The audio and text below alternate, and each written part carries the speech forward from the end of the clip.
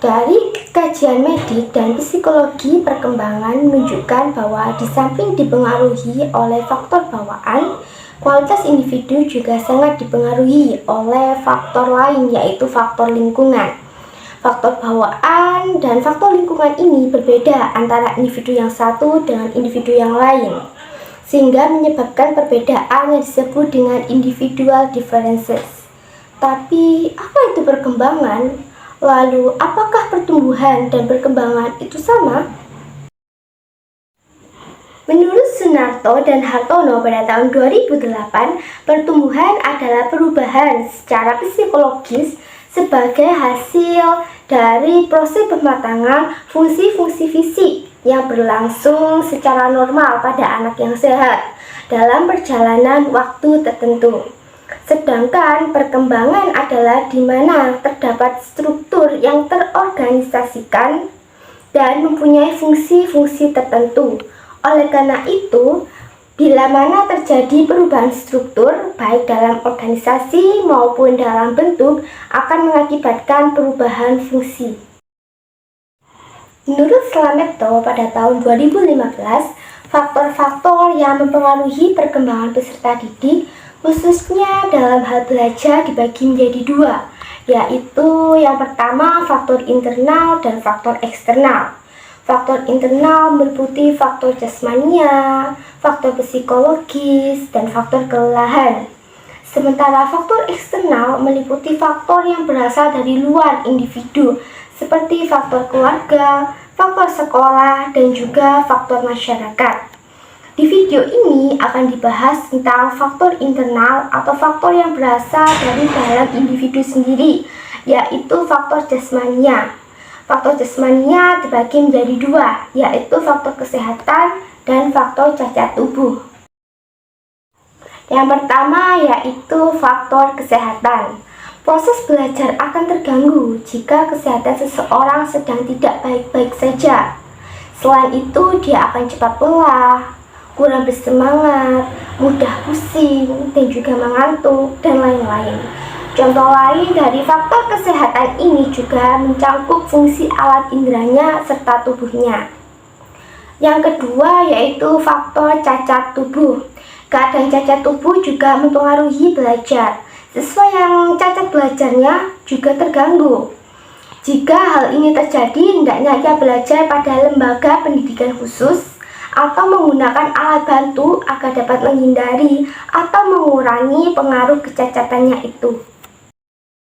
Nah, terkadang guru tidak mengetahui kelainan fisik yang terjadi pada peserta didiknya. Misalnya kelainan fungsi pada alat indera penglihatan, yaitu mata. Contoh kelainan ini yaitu rabun jauh, rabun dekat, dan lain-lain. Kondisi ini bisa mempengaruhi perkembangan peserta didik dalam belajar di kelasnya. Guru seharusnya sedini mungkin untuk mengetahui hal ini agar peserta didik tidak terganggu dalam kegiatan belajar. Oke, di sini telah datang narasumber kita, yaitu siswi dari SMAN Gondang Wetan. Silakan untuk memperkenalkan diri terlebih dahulu. Halo, namaku Mila. Oke, Mbak Mila, saya akan melontarkan beberapa pertanyaan ya buat Mbak. Pertanyaan pertama nih, apakah kamu memiliki kelainan fisik? Seperti kelainan mata atau semacamnya? Alhamdulillah tidak. Mataku baik-baik saja, begitu pula dengan organ tubuhku yang lainnya. Oke, untuk pertanyaan kedua, apa yang orang tua kamu lakukan untuk menjaga kesehatanmu? Orang tuaku rutin membawaku pergi ke dokter untuk memeriksakan kesehatanku. Contohnya, sebulan sekali mereka membawa anak-anaknya untuk pergi ke dokter mata. Oke, selanjutnya untuk pertanyaan ketiga. Apakah kamu memiliki hambatan ketika belajar di sekolah? Hambatan ya, sebenarnya ada, tetapi bukan berkaitan dengan fisik. Hambatannya itu suaraku kurang besar dan jelas ketika pelajaran berlangsung. Jadi guruku tidak mendengar suaraku ketika proses belajar berjalan. Oke. Untuk pertanyaan selanjutnya, apakah gurumu mengetahui mengenai hal itu? Dan langkah apa yang ia lakukan? Tahu, guruku meminta agar semua anak yang ingin menjawab pertanyaan harus mengangkat tangannya. Karena hal itu cukup efisien.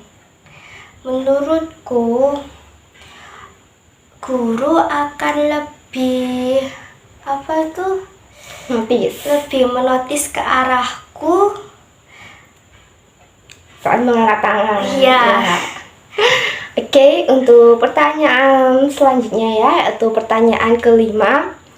Apa upaya yang kamu lakukan untuk menjaga kesehatan dan meningkatkan perkembangan fisik? Aku rutin jogging setiap pagi ketika libur, khususnya pada minggu pagi. Menjaga pola makan dan tidur yang cukup akan menjaga dan meningkatkan kesehatan fisikku. Oke. Untuk pertanyaan selanjutnya ya Mbak Mila. Pertanyaan selanjutnya yaitu, apakah orang tuamu juga berperan dalam perkembanganmu? Tentu, orang tuaku selalu menasehatiku untuk makan makanan yang bergizi. Mereka juga memfasilitasiku untuk meminum susu, baik susu sapi maupun susu formula. Oke. Baik, untuk pertanyaan yang terakhir ya Mbak. Apa indikator yang kamu gunakan dalam mengukur tingkat perkembangan fisikmu? Ketika tinggi badanku meningkat, aku rasa hal-hal yang telah selama ini aku lakukan itu berhasil meningkatkan fisikku. Oke. Terima kasih untuk jawaban dan atas waktunya. Dari narasumber tadi bisa diambil kesimpulan bahwa Mbak Mila merupakan siswi yang sehat. Hal itu bisa dilihat dari kondisi fisiknya yang baik-baik saja dan pola hidupnya yang teratur. Perlu diketahui bahwa masing-masing individu memiliki keunikannya sendiri. Dalam menyikapi perbedaan tersebut, hendaknya pendidik atau guru menyadari bahwa tidak semua individu dapat diperlakukan dengan cara yang sama. Karena adanya keunikan ini, pendekatan yang sifatnya personal maupun institusional tentu berbeda.